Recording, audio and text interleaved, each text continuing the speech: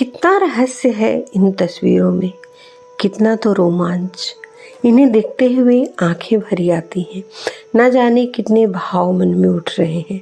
करुणा सी हो आ रही है, ममत्व से भरा जा रहा है मन। न जाने क्यों शिशुवत हो चुके इन सद्य सन्यासियों को वैराग्य देखकर मन भर उठा।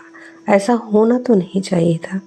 जीवन के परम आनंद संन्यास की ओर, सत्य के अन्वेषण की ओर, ब्रह्म की जिज्ञासा से वशीभूत हो यह मुमुक्ष बढ़ चले हैं आध्यात्म की राह पर। चेतना के उत्थान, धर्म के मर्म, ज्ञान भक्ति प्रेम से उस सत्य साक्षात्कार की ओर, जिसे जानने की त्वरा जब उच्च होती है तो संन्यास घटता है।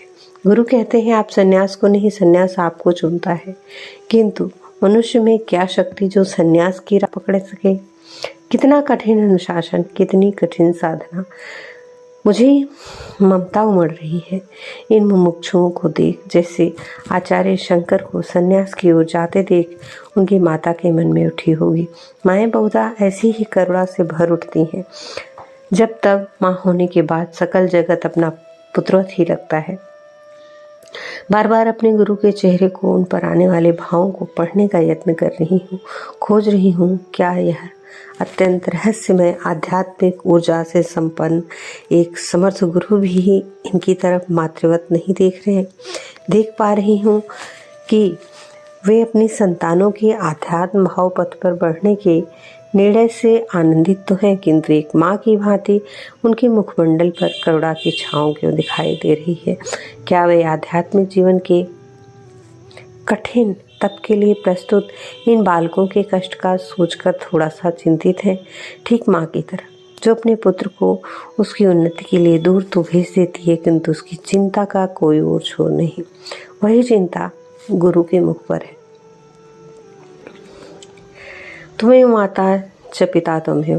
अर्धरात्रि यज्ञ की धूम, अपना ही पिंडदान कर चुके हुए जागे हुए लोग, मुंडे और मुंड और वेद ऋचाओं का संवेद गान, संन्यास दीक्षा की गूढ़ प्रणाली परंपरा, अग्नि में भस्मीभूत होता, विगत जल में तिरोहित होता पूर्व का संस्कार, उसी अग्नि की ज्वाला में प्रखर हो मुस्कुराता आगत, उसी जल की निर्मलता से झांकता परमानंद, आहुत में भस्म होते कषाय कलमस और उसी के साथ जन्म लेती एक निर्मल आत्मा, मंत्रों के उच्चारण के साथ विस्मृत होते भौतिक बंधन और स्मृत में जागृत होता अपना विशुद्ध स्वरूप, उन्हीं आध्यात्मिक ध्वनियों के साथ ब्रह्मांड की ऊर्जा से एकाकार होती चेतना, शिथिल होते